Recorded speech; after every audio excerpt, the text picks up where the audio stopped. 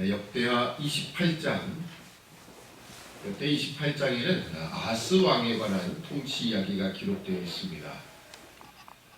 유다왕 아하스는 다른 열왕들, 유다의 모든 열왕들, 북쪽 이스라엘은 우리가 이야기할 필요가 없고요. 특히 이 역대기는 남쪽 유다 역사 이야기를 중점으로 기록하고 있기 때문에요. 남쪽 유다 열왕 가운데는 보면은 왕들이 네 가지 형태로 분류가 됩니다. 물론 이 네 가지 형태라는 것은 완전히 그런 사람은 없을 겁니다. 이래서 처음부터 끝까지 완전히 선한 왕. 물론 요담왕의 이야기를 보면 그가 잘못했다는 기록은 없습니다. 그렇다고 해서 요담이 완전히 처음부터 끝까지 선한 왕이다라고 말하기 조금 애매한 부분이 있습니다. 왜냐하면 백성들은 사악을 행하였다. 왕이 하나님의 통치의 대리자로서 그 역할을 제대로 감당하지 못했기 때문에 백성들은 사악을 행하였다. 자신은 옳았지만 백성들은 좀 문제가 있었다. 이것도 온전한 모습은 아닐 거라 생각합니다. 다윗도 사실 그랬고요. 그래서 아마 처음부터 끝까지 완전히 선하고 정직한 하나님의 법대로 살아간 왕은 한 명도 없다 이렇게 보여지고요. 그 다음에 처음에는 악했다가 나중에 처음에는 선했다가 나중에는 점점 악해지는 그런 왕들은 참 여러 명이 있었죠. 반대로 처음에는 악했다가 나중에는 선함으로 돌아오는 왕들도 있고요. 그래서 유다의 열왕들을 보면 그런 보통 대부분 두 가지 종류에 속합니다. 선했다가 후회가 실패한, 그리고 처음에는 악했다가 후회는 하나님께 돌아오는. 그런데 오늘 이 본문에 기록된 아하스만큼은 좀 다릅니다. 아하스는 처음부터 끝까지 악한 왕이에요. 어떻게 이런 왕이 등장할까? 북쪽 이스라엘은 처음부터 끝까지 악한 왕들이 여러 있습니다.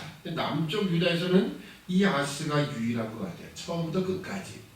후에 보면 성경의 평가 그대로 말하면 므낫세라는 왕은 사실은 이스라엘 왕들 가운데 가장 악한 왕이라 성경이 평가를 합니다. 그 왕도 그에게 징벌이 임하게 되자 하나님 앞에 돌아오는 회개하는 역사가 있습니다. 그럼에도 불구하고 오늘 이 아하스는 처음부터 끝까지, 그리고 전혀 하나님의 사인을 받아들이지 않고 끝끝내 회개하지 않고 돌아오지 않는 그런 왕으로 묘사가 되어 있습니다. 자, 이 아하스는 20세의 왕이 되었고요. 16년 동안을 통치하게 됩니다. 자, 1절 하반절 보면 그 조상 다윗과 같이 아니하여 여호와 보시기에 정직히 행치 아니하였다.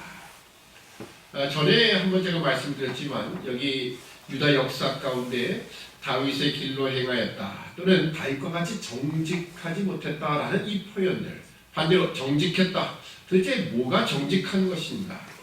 도덕적인 면에서, 윤리적인 면에서 거짓말을 하지 않고 사람이 진실하다 뭐 그런 것을 정직하다라고 쓰는 것은 아닙니다. 다윗과 같이 정직했다라는 것은요, 다윗이 궁극적으로 말하면 그는 여호와 하나님만을 의지하는 사람, 여호와 하나님께 묻고 그분을 의지하는 사람, 여호와 하나님의 은혜 없이는 살 수 없는 사람임을 고백하는 것, 그 자리, 그게 바로 다윗의 길이요 다윗과 같이 정직히 행하였다라는 거예요. 뭐 여러분 만약에 우리 세상적인 도덕 차원에서 정직이라는 이야기를 한다면 다윗은 아주 나쁜 사람이죠. 왜냐하면 그가 자기가 밧세바를, 우리아의 아내 밧세바, 남의 아내를 범한 것도 문제지만 어떻게 했습니까? 온갖 계략을 통해서 그 우리아를, 그 사건을 무마시키기 위해서 집으로 내려보내려고 2번이나 했다가 그것도 안 되니까 어떻게 합니까?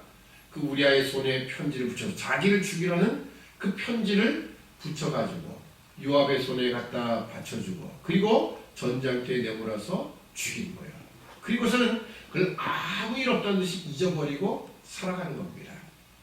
그러면 본다면 보통 말하는 세상에서 도덕적인 가치 기준에 의해서는 다윗은 정직한 사람이라 말할 수 없어요. 물론 우리가 회개했다 뭐 그런 이야기를 하지만 그런 차원에서도 그가 정직하지 못했던 일들을 생각해 보면 그의 경중을 따져보면 다윗을 전체적인 평가를 할 때 정직하다 이렇게 표현하는 것은 맞지가 않습니다. 여기에 정직이라는 것은 세상적인 평가 기준이 아니라 바로 성경이 우리에게 제시하고 있는 결국 하나님을 그가 얼마나 의지하는 사람이 되었느냐, 그분께 어떻게 그가 묻고 의지하는 사람이 되었느냐는 그 기준 속에서 결국 바세바 사건, 우리아 사건을 통해서 그는 자신이 철저하게 죄인이라는 것을 고백하게 되었고, 하나님의 은혜 없이는 살 수 없음을 고백한 자가 되었다라는 거예요. 그런 면에서 바로 다윗과 같이 그리고 정직히 행하였다라는 표현이 쓰여지는 거고요. 그러면서 볼 때 아스는요, 절대적으로 하나님 앞에 돌아오질 않아요. 하나님의 의지하는 것 자체를 그는 모릅니다. 그래서 하나님이 많은 사인을 보내시지요. 자, 이제 이 아스의 이 잘못된 모습들, 그 악한 모습을 이렇게 기록합니다. 2절에 보면 이스라엘 열왕의 길로 행하여, 이게 북쪽 이스라엘의 열왕의 길이라는 겁니다. 그래서 바알들의 우상을 부어 만들고, 자 3절 또 흰놈의 아들 골짜기에서 분양하고, 여호와께서 이스라엘 자손 앞에서 쫓아내신 이방 사람의 가증한 일을 본받아 그 자녀를 불사하고. 자, 이 흰놈의 골짜기라는 것은 예루살렘의 남서쪽에 위치한 골짜기입니다. 예루살렘은 북쪽을 제외하고는요, 동쪽과 그리고 남쪽, 서쪽이 다 이렇게 골짜기, 이렇게 낮은 지대로 이렇게 구성이 되어 있습니다. 그래서 이 남동쪽에 있는 골짜기를 기드론 골짜기라고 하고요. 그리고 남서쪽에 있는 골짜기를 이 흰놈의 골짜기라고 합니다. 아마도 이 기드론 골짜기부터 시작해서 저쪽부터 시작해서 이 동쪽에서부터 시작해서 이 서쪽으로 해서 결국은 서쪽 낮은 쪽으로 이렇게 계속 골짜기 이어지는 것 같아요. 그 예루살렘 남서쪽의 가장 끝부분에 있는 것이 바로 흰놈의 골짜기이고요. 이것은 주로 무엇을 하는 곳이냐면 예루살렘 성읍에서 나오는 모든 잡다한 쓰레기를 태우는 곳입니다. 때로는 뭐 이렇게 우리가 사람은 장사 지내도 장사가 그냥 뭐 일반적인 죽음일 때는 보통 무덤을 쓰거나 과거에는 그렇게 하지만 요즘같이 이렇게 전염병 그런 때는 좀 다릅니다. 어떻게 장사를 지내면 보통은 시체를 태우게 되죠. 물론 지금은 우리가 화장법이 워낙 많으니까 지금 코로나19로 죽은 사람들은요, 이게 뭐 엄청난 우리가 생각하지 못하는 그 화장법으로 한다고 합니다. 그러니까 아무도 올 수 없고 가족들도 방역법을 입은 채로 그렇게 해서 아주 정말 그 일반적인 화장터에서는 다 일반 사람들이 화장을 하고 그 다음에 다 간 다음에 그리고서는 이제 화장을 한다 이렇게 하더라고요. 그런 것처럼 이 흰놈의 아들 골짜기는 때로는 사람을 불태우는 일들, 여기 보면 그런 일들 가운데 하나가 뭐냐면 이방 사람의 가증한 행위였던 바로 자녀를 불사르는 이야기, 이런 것이 행해진 것이 바로 흰놈의 골짜기 또는 흰놈의 아들 골짜기입니다. 그래서 흰놈이라는 것이 정확하게 어떤 사람의 이름인지 아니면 지역 안에 붙인 이름인지는 정확하게 우리가 알 수는 없습니다. 그냥 흰놈의 골짜기 또는 흰놈의 아들 골짜기 이렇게 보통 명명하고 있고요. 자, 이곳에서 바로 이 우상 숭배뿐만 아니라 여기 자녀를 불사르는 일까지 행했다라고 합니다. 그러니까 보통 유다 열왕의 역사 가운데 보면 그렇죠, 우상을 찾아가고 우상 앞에 절을 하고 이런 것 예물을 드리고 분양하고 뭐 이건 늘 있었던 이야기예요. 그런데 자녀를 불사르는 이 행위까지 했다는 거예요. 여러분, 사람이 이 우상 숭배하는 자들이 자녀를 불사른다. 도대체 어떻게 하면 자녀를 불사르는 행위를 할까요? 여러분, 보통 부모의 심정은 자기가 희생을 당하고 자기가 뭔가 좀 팔이 떨어져 나가고 이런 고통을 감내해도 자식이 어려움을 당하는 것, 자식이 고통받는 건요 우리가 참아보지 못하는 거예요. 근데 어떻게 자녀를 불사르는 자리까지 갈까요?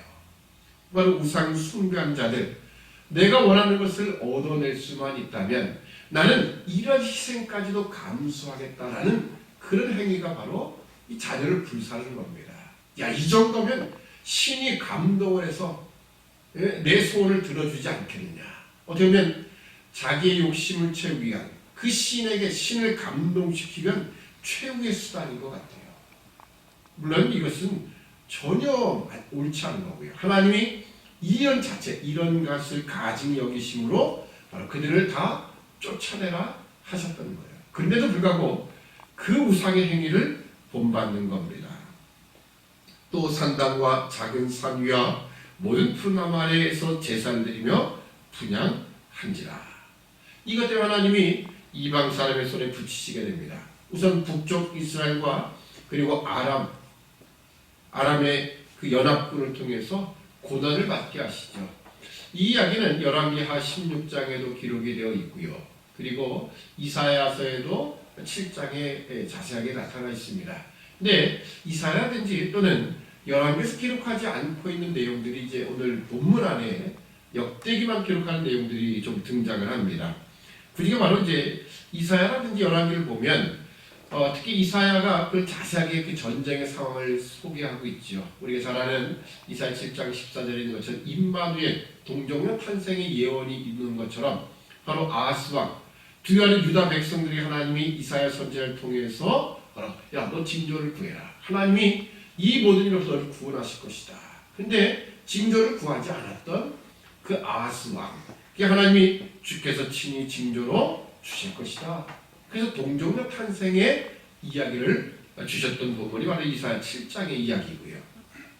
자, 그런데 여기 보면 이 역대기는 이 전쟁 가운데 어떤 일이 있었는가를 자세하게 소개하고 있습니다. 이때 이 북쪽 이스라엘 베가 왕의 군사들이 쳐들어와서 유다 안에서 용사 12만 명을 죽였다, 이런 기록이 있고요. 뿐만 아니라 그 뒤에 보면 뭐 여러 가지 그 정치하는 사람들도 죽였겠지만 8절 이하에 보면 이스라엘 자손이 그 유다 백성들을 12만 명에 20만 명이나 사로잡아 갑니다. 20만 명을 사로잡아서 북쪽으로 끌고 갑니다. 왜 끌고 갔겠습니까? 결국은 노예로 삼고자 함이죠. 그래서 끌고 갔는데 9절에 보면 오데시라는 선지자가 등장을 하고요. 이 오데시, 그렇죠, 그 다가온 그 포로 잡아온 사람들 맞기 전에 백성들의 이야기를 하고, 그렇죠, 지금 어떻게, 야 너희는 여호와께 범죄함이 없느냐?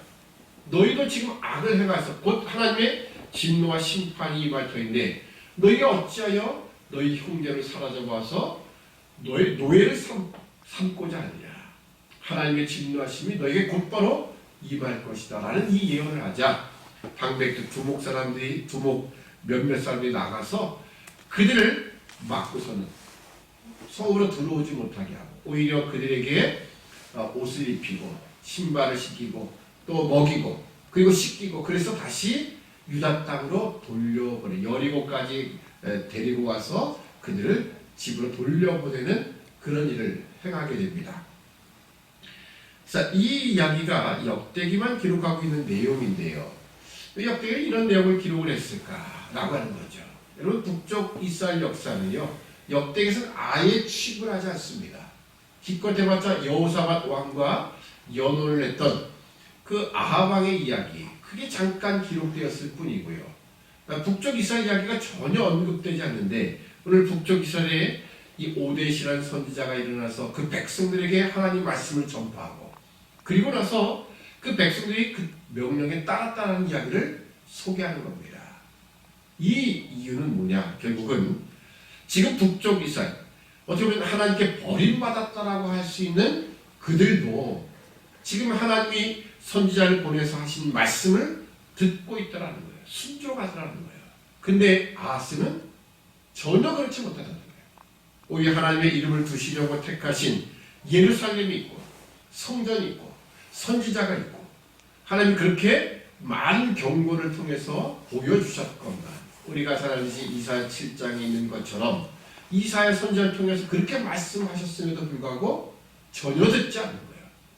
북쪽 이스라엘은 오히려 하나님 말씀을 순종하고 있는데 아하스는 더욱더 악했다라는 것을 보여주기 위해서 바로 이런 본문이 기록되어 있는 겁니다.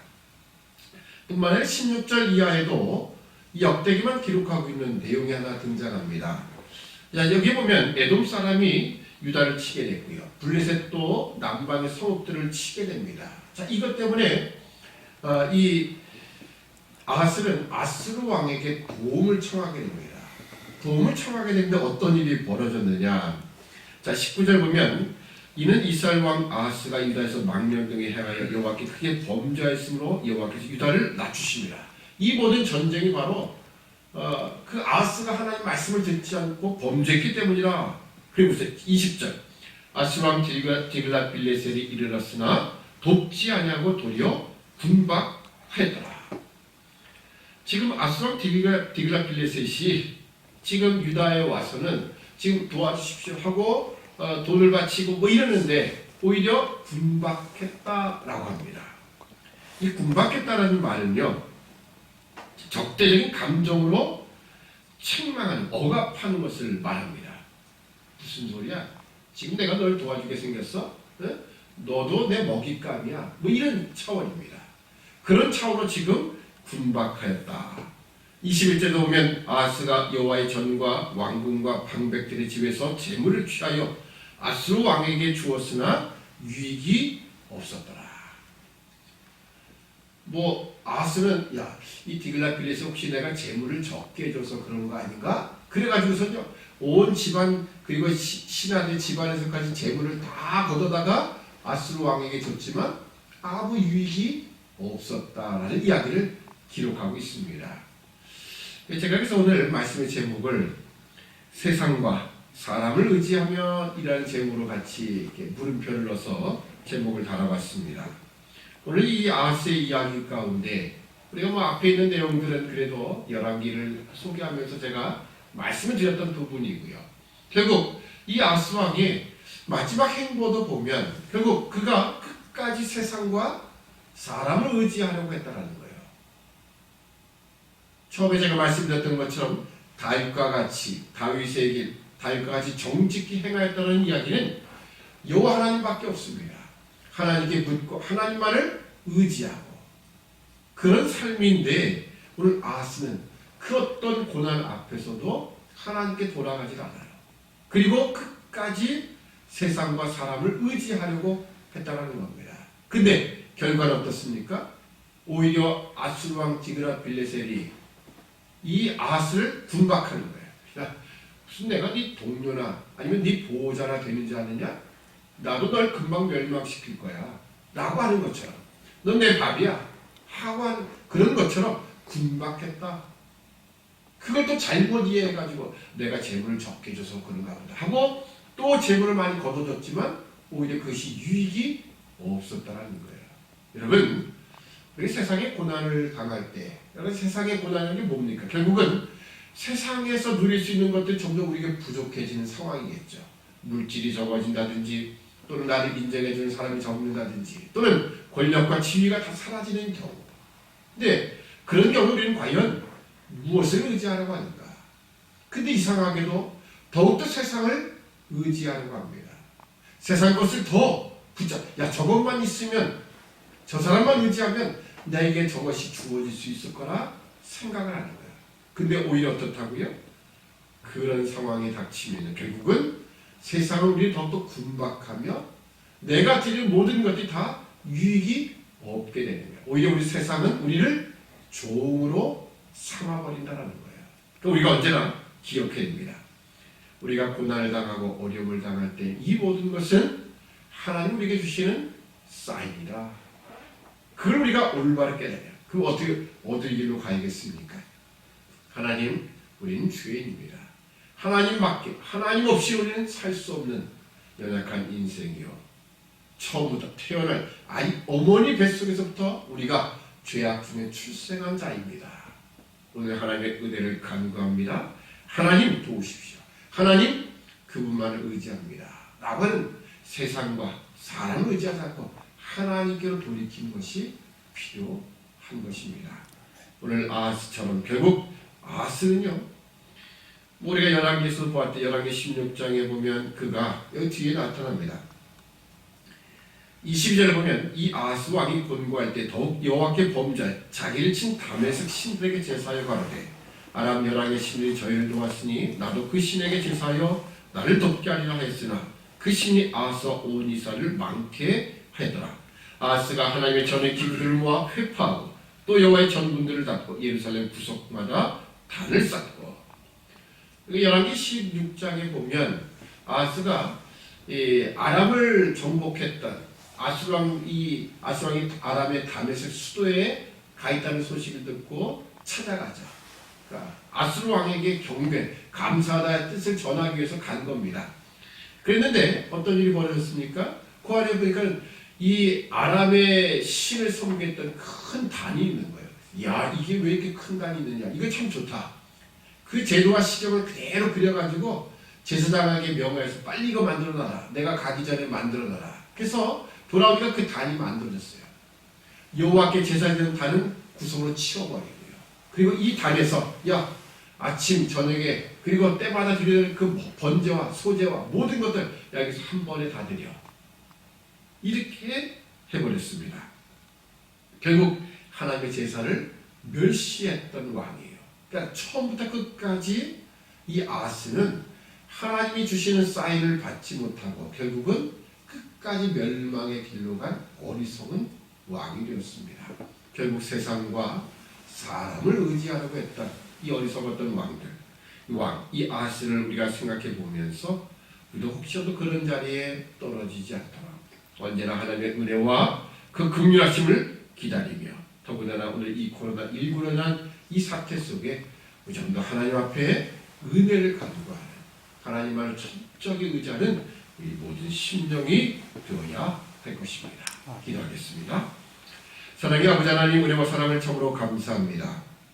오늘 아하스는 결국 처음부터 끝까지 하나님께 묻거나 하나님을 의지하는 자를 돌이키지 못한 채 하나님이 그 많은 사인을 주시고 북쪽 이스라엘 역사를 통해서 하나님을 권면하시건만 하나님께 돌아오지 아니하였던, 결국 세상을 의지하려고 했던, 사람을 의지하려고 했던 아하스. 그렇지만 세상은 결코 그에게, 오늘 하나님의 백성들이 세상과 사람을 의지하려고 하면 오히려 세상은 우리를 군박하며 아무 유익도 얻지 못함을 우리가 말씀을 통해 확인케 하시고 오늘 우리가 온전히 하나님을 의지하는 믿음의 백성 되도록 은총을 허락하여 주옵소서. 이 땅에 코로나19의 고통이 심하고 또 여러 가지 많은 어려운 상황이 벌어지고 있는 이때에 우리가 세상의 의학과 과학, 기술 참 좋지만 우리가 온전히 의지할 대상은 여호와 하나님이신 것을 우리가 믿고 고백합니다. 우리 하나님의 백성들 세상적인 생각도 가질 수 있고 세상을 의지하고자 하는 마음들도 있지만 오직 하나님만을 바라며 하나님의 은혜를 간구하며 하나님의 도우심을 찾을 수 있는 우리 모든 믿음의 백성 되도록 은총을 허락하여 주시옵소서. 감사하며 예수님의 이름으로 기도드립니다. 아멘.